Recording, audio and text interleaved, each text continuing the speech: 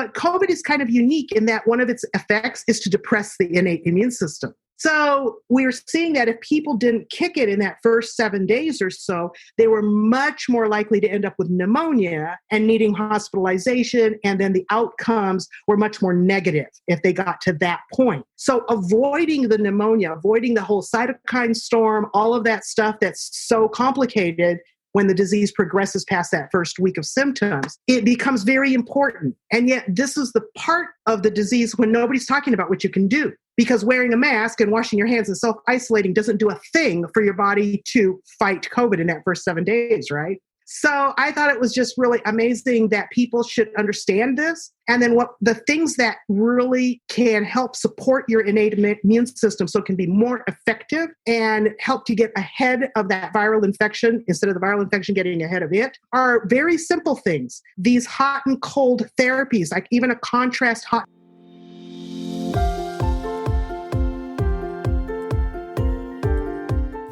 Hey there, my friend. Welcome to the Powerful and Passionate Healthcare Professionals Podcast. I'm your host, Sabrina. I am a cardiothoracic surgery PA with a background in public health and neuroscience. I'm also your peak performance coach. I had to say no to working extreme long hours where I was always on call and feeling exhausted, underappreciated, and undervalued, and said heck yes to a life and career that elevates my energy and passion without compromising my health and sanity. Now I'm on the mission to support ambitious healthcare professional like you with a demanding career to become a confident leader who are living purposefully and fulfilled to truly be both a powerhouse in your career and a passionate person in life. Let's start our journey today. Nice to see you here. I'm Sabrina, your host for the Powerful and Passionate Healthcare Professionals podcast. And today we have the lovely Lucia Tiffany joining us. And she is a nurse who is certified life coach as well, and an author of the cookbook, Flavors of Health. She seeks to empower women, especially those dealing with type 2 diabetes and prediabetes, to take charge of their own health and immunity system to be more effective fighting off diseases, right? Especially more crucial now more than ever. And she's a natural educator with 50 plus years of experience in lifestyle education, which gives her a strong background for addressing weak immunity system as well as chronic lifestyle diseases. And her plant-based cooking shows have been featured on 3ABN Global Christian TV Network in English, Spanish, and French. That's so amazing. I can't wait for Lucia to tell us more about herself and her whole deal on boosting your immunity. All right. Thank you so much, Sabrina. It's such a privilege to be on here with you today. And I just really want to say thank you for this opportunity to serve your community. As health professionals, we all need each other. And I just love your emphasis on what we need to do to take care of ourselves so that we can take care of others. I just think that's amazing. And I'm so glad you're in the space doing this. I'm so happy that you're able to join us today and to share your wonderful messages. So, of course, I can only summarize a little bit about you. Why don't you tell us more about your own journey? How did you come from a nurse and go into life coaching and really want to focus on immunity health? Okay, that's a really good question. And to really answer that, I need to take you back in time to when I was a preschooler, maybe 3 or 4 years old. And I remember standing up in the bathroom, coming out of a tub of nice warm water after my bath and begging my mom for the cold water pour. Because you see, from the time I was an infant, my mother always ended our warm baths with a pitcher full of cold water over our heads. And, I don't think a lot of people maybe necessarily grew up doing that sort of thing, but my mom was special. She was also a nurse, and she was actually trained in nursing at Loma Linda University back in the 1950s. That was back when they were still teaching nurses how to use hydrothermal therapies effectively for pain, for healing, for the prevention of disease. And one of those things that is really simple but boosts your immune system immensely is finishing a hot bath with a cold pour or a cold rinse.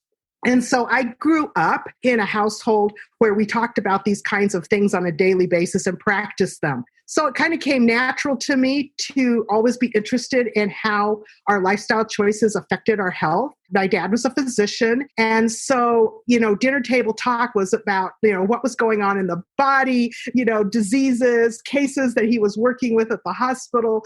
And so it was really easy for me to be integrated into the health education that my parents started doing in their communities as they learned more and more about preventive medicine. My dad's always been very interested in that. And in fact, he went back to school in the 70s to get his master's in public health. And so we spent a lot of my growing up years as a family doing community health education, where we teach people the habits for having a better health. And so I've always been very interested in that and very interested in how the body works.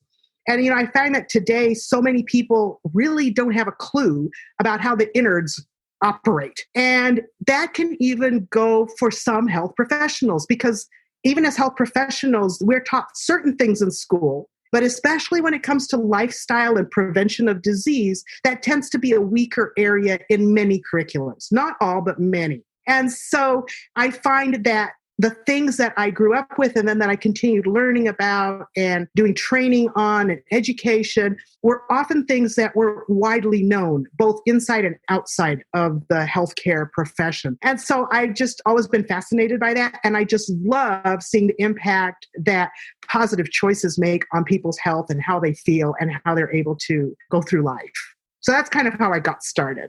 That's amazing from your personal experience. What's funny is that the hydrotherapy part, Wim Hof really made the big, right? Like the cold showers, the cold bath, right? That people have these challenges coming out, especially a few years ago. And ourself in cardiovascular wise, for anybody who had a heart attack, right? When people get into a place we have to decrease their temperature to help decrease that metabolism, right? Protect their brain until they start recuperating, and then we start additional treatment. So there's so much thing going on, but it's not really widely talked about or practiced. So it's really exciting for you to share that with us. Yeah, I just think it's so exciting. I guess I got more interested in especially this immunity link starting with COVID, because I had been working in health education and helping people to reverse chronic lifestyle disease. But then when COVID happened, I'm like, wow, this is really top of mind for everybody. How does this work? And what are things that people can do? And I was like, I feel so convicted and so passionate about the fact that we need to go beyond the mask when it comes to protecting ourselves and our families from COVID-19. We all know about the mask and washing hands and self-isolation, all those things that are widely dispersed through the media. But there's so many things that we have complete control over that most people don't know they can do to help their bodies to fight off COVID, even if they get it. I was very interested in following some of the research early on in this epidemic, and people started looking at historically, what can we learn from previous epidemics that might be useful here? And Dr. Roger Schwold, who's a pulmonologist out of Loma Linda University, I don't know if you know him, some of you might be acquainted with him. He runs the YouTube channel MedCram, very popular with medical students and so on, but he's also one of the most evidence-based information resources out there when it comes to practical applications of medical principles. And one of the things he brought out early in this pandemic, and when I heard that, I was like, oh man, people really need to hear about this, was they were looking at mortality rates from COVID-19 in Scandinavian countries. And what they were seeing like in April and May was that in Finland, the mortality rates were like half that of the rest of Scandinavia. And so they were like, what is the difference? And, ethnically, they're very similar. The genetics are similar. Lifestyles and nutrition and all that sort of thing is very similar across Scandinavia. But they were looking at one of the really biggest differences in Finland, and that is the use of the sauna. And although all the Scandinavian countries use saunas, the Finnish are like fanatical about it, right? In fact, they find that most Finns are using the sauna 3 to 4 times a week on a regular basis. And in fact, there are so many saunas in Finland that you could put the whole population of Finland in a sauna at the same time, and there'd be enough saunas. The average number of saunas is like 1 per household. And so they were hypothesizing that a hot and cold to the body, which is like inducing a little bit of hypothermia, a little bit of a fever from the heat, and then finishing with that cold dip in the snow or the river or, just a cold bunch of water, but that those contrast treatments really had an effect on the immune system. And to me, it was very interesting that as we studied the progression of the COVID infection, looking at China, which was the first kind of information we had early on, and looking at the course of the disease, what came out in research that we already had by like April and May was that from infection to symptoms was often about a week,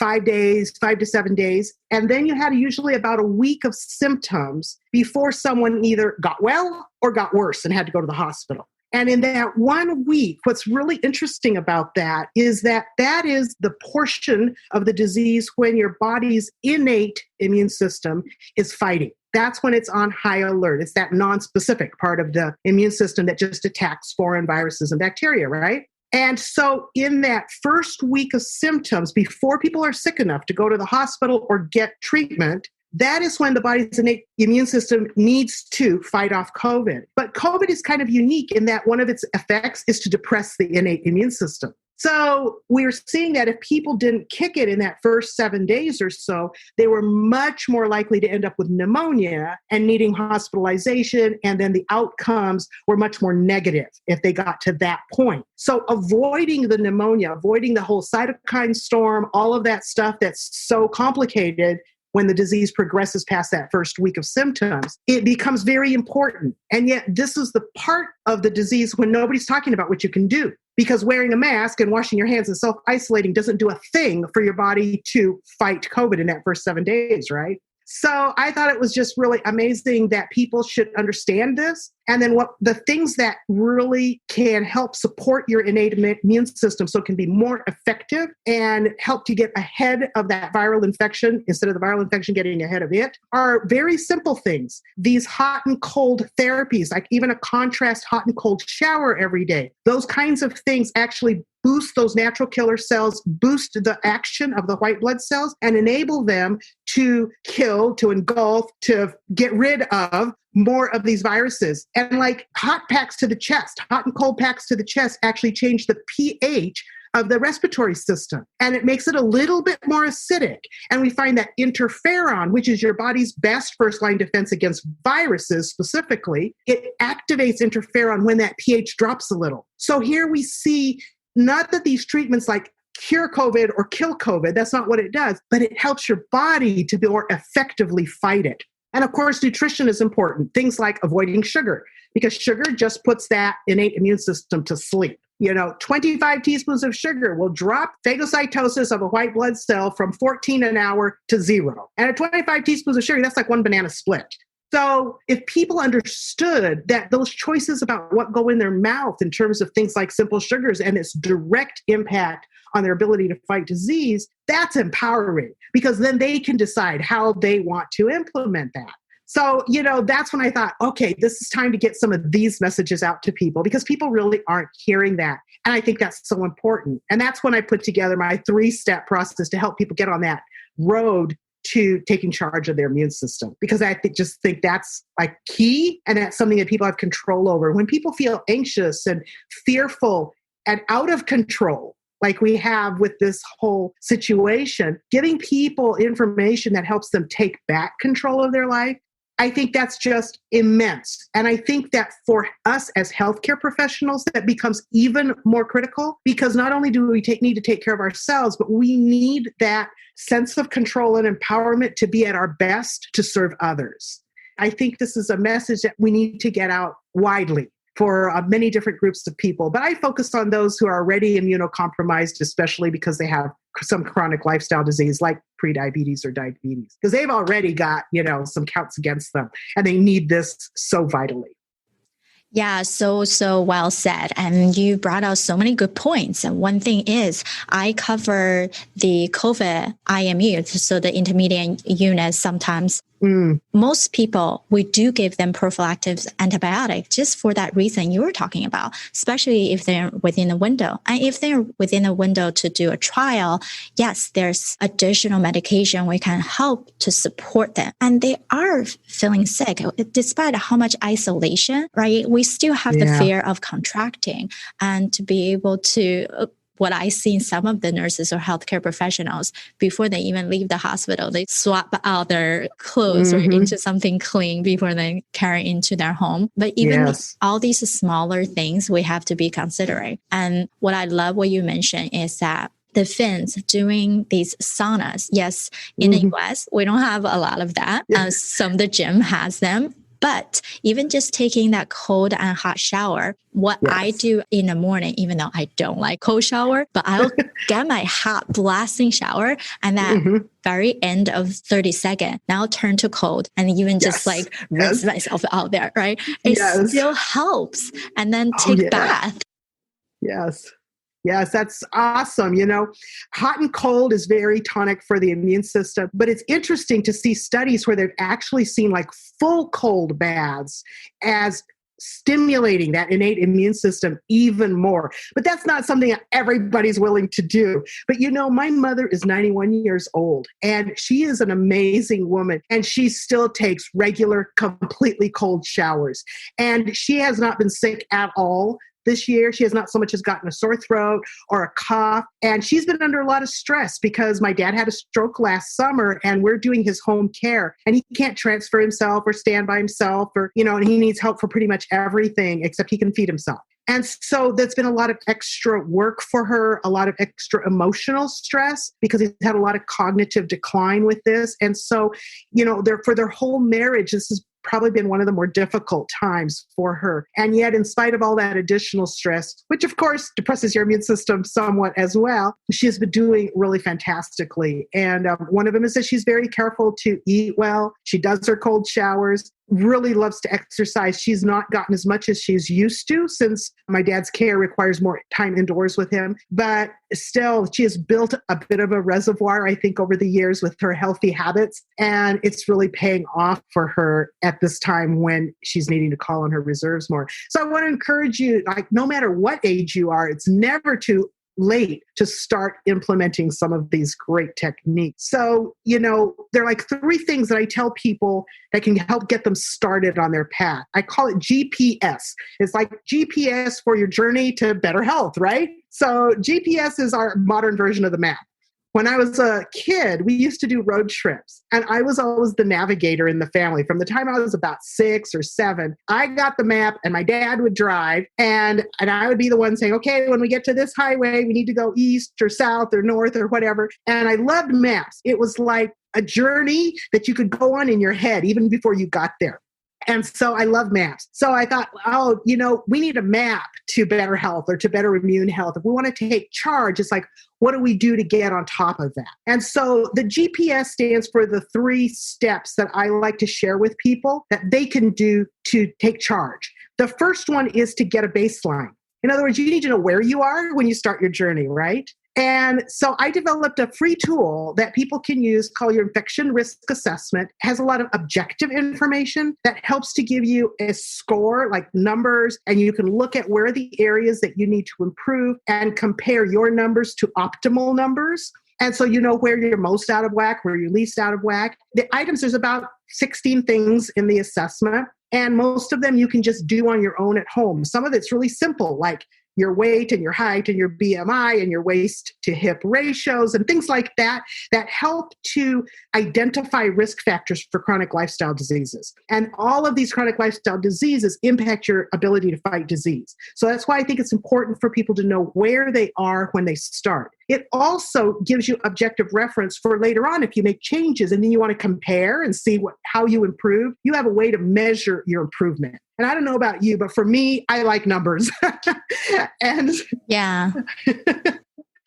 That's so true, right? And that's why, like, I ask our speakers, one of the assessment I do with my clients, same thing. I go into 100-question deep dive on what are the things that actually are the killer in preventing you having this harmony in your work performance and life. And just like what Lucia also did for us is all speakers on my show, they do a mini version of that just to get them thinking, self-reflecting, because no matter how much of an expert we are, we all need to look at where our time frame now is and then how we wanted to perceive. So her tool is definitely something is so useful, knowing what your scores are in your immunity. So you know, hey, am I doing good? I'm okay. Or do I really need to work on something? Without these reflecting tools, we might just be thinking we're doing pretty well, but not knowing how come we're still kind of not okay, where we're often getting this cough and cold lingering and never goes away. So we'll discuss Lucia Tiffany's result just a little bit, but I want to hear her second point. Okay. So the second step is pick a destination. So when you know where you are, then you need to pick where you're going. And so that can be either short-term or long-term goals. And you probably want some of both. But using the assessment tool helps you to see the areas that maybe are most out of whack and that you might be able to get a big impact by attacking first. So it helps you to prioritize what you want to do. Like, is the first thing I should focus on maybe doing things that help me lose weight? Or do I need to focus on things that help me normalize my blood sugars? Or do I need to focus on things that drop my cholesterol levels and my triglycerides? So there are a few lab tests that are included in this assessment. Most of them are things that you would probably have from your annual physical. And as a health professional, a lot of us have access to easily getting lab work that we want on demand. But even if you don't, for any reason, I have a resource in there where you can go online and order your own lab work, take it to any Quest lab, and you don't even have to see a doctor, wait for an appointment, do anything like that. And it's a really good price. So there's all the resources you need to get the objective data for filling out your assessment. So with the prioritization piece, because in the assessment, you have what your optimal levels are for each one of the test or assessment data points. And then you can score it from 0 is it's optimal, or 1 is optimal, sorry. And then 2, 3, or 4, like how far out it is in different ranges. So it's easy for you to see, okay, do I have some 4s? The 4s I need to really attack and take care of those, get those back. And the wonderful thing about it is when you use lifestyle to work on those priority areas, it will help all of the areas simultaneously. It's not like when you work on one that nothing else happens. No, other things will happen as well. Just for a quick example, last summer with all the stress of coming out to deal with my dad, I mean, we lived in Michigan, they lived in California, and we ended up moving out here over the last year to help them. So I had a lot of stress. My routine was out. My nutritional choices were not what I always had at home, my best choices. And I found that my fasting blood sugars were going up because I come from a family with lots of diabetics. And so I've always been kind of keeping an eye on that because I didn't want to get into that problem. But I started seeing my fasting blood sugars go up and I'm like, well, I've got to do something about that. And one of the things I needed to do was get closer to my ideal weight because it was easy to put on weight when I was getting enough exercise and so on. And so, I found that as I have dropped like 20 pounds, I have normalized my blood sugars. And so I don't have to take any medication, I don't have to do anything, but I just have to be intentional about my choices. And it's not like it's been difficult. I don't starve myself. I don't do anything that I can't do sustainably for a very long time, like the rest of my life. So these are really effective things that we can implement as we learn how to address those areas. So that's the step 2.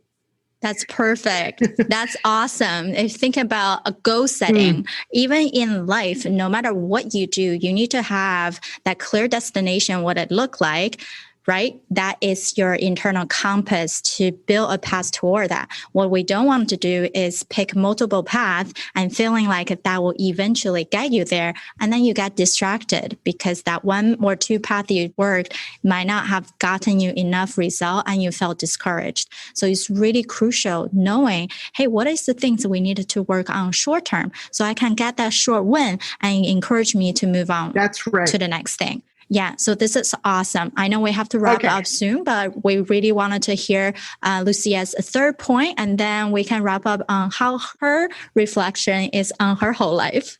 Okay, so the third point is S, G, get a baseline. P, pick a destination. And S is set up a plan. How are you going to get from where you are to where you want to go? And people can take different paths to that. Some people like to do self-education. You want to go Google it and look on the internet and find out ways to address that. Some people want to do it faster, like learn from somebody that's already done it. And so you can find somebody to work with that might be able to encourage you, help you with strategy setting.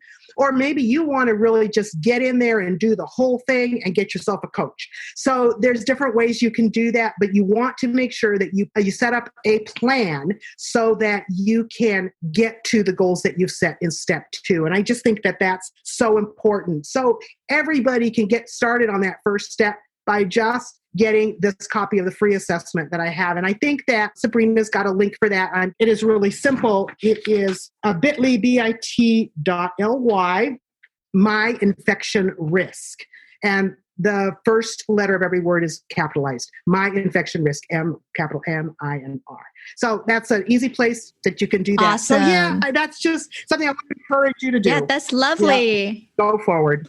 Lovely. So everyone, make sure you go take that assessment so you know where your immunity is laid and what you need to focus on. Before we wrap up, we wanted to ask Miss Tiffany on what she think when she took her life assessment to find out what is the number one killer in preventing her to have that true satisfaction and harmony in her life. And so, any reflections on things that surprised you or things you wanted to change right now? Well, thank you, Sabrina. I really enjoyed taking the assessment. I thought it was really fun. And it was very interesting, make you think about different areas of your life, some of which you might not think about all the time. And so it pretty much came out kind of like I expected, in that like I was kind of aware of where my strengths were and some of my weak areas. And health and fitness was one where I'm working on that, but I've definitely made strides in that even since I took your assessment. So I think it's really helpful to get that baseline that she's offering you that's more of a whole life assessment, and then figure out what are the areas I need to work on. Because I do think everybody needs to be really clear on what their priorities are. And we can't effectively work in 100 different things at once. So just like Sabrina said, I agree. You need to pick the areas of your life that need the most attention first, to have the highest priority, the biggest long-term impact, and so on. And let's get those things under control. That's amazing. Thanks everyone for listening. For our listeners for podcasts, if you love this episode, we would love for you to give us a review. What is one thing you took away from this episode that you love about? And what are something that we can add more into your life, into topics, and love to share with other people who would also benefit from this. And thank you so much, Lucia, for sharing your wisdom. And I know I'm definitely going to go take that assessment. I encourage everybody to do that as well. So until next time, bye-bye, guys. Bye-bye. And thank you so much, Sabrina. I love being here with you and your wonderful community. All right, my friend. How did you love this episode?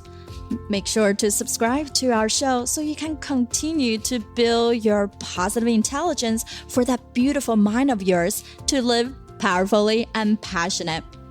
I know this is just the tip of the iceberg. You probably have a lot more questions on actually how do I implement those things into my own life? Well, this is the solution. Joining us inside the private Facebook group, go to facebook.com/groups/powerful passionate, where I go live weekly to answer any questions that you have and continue to put more resources for you to help you to get to that point. You can be both powerful and passionate, where you're no longer working on any mundane work and truly focusing on the things that matter. You can be both powerful and passionate, where you can overcome any mental roadblocks keeping you from success. You can be both powerful and passionate, where you feel energized from the moment you woke up to the time you go to bed. Join me, and together we can create a life where you can be both powerful and passionate.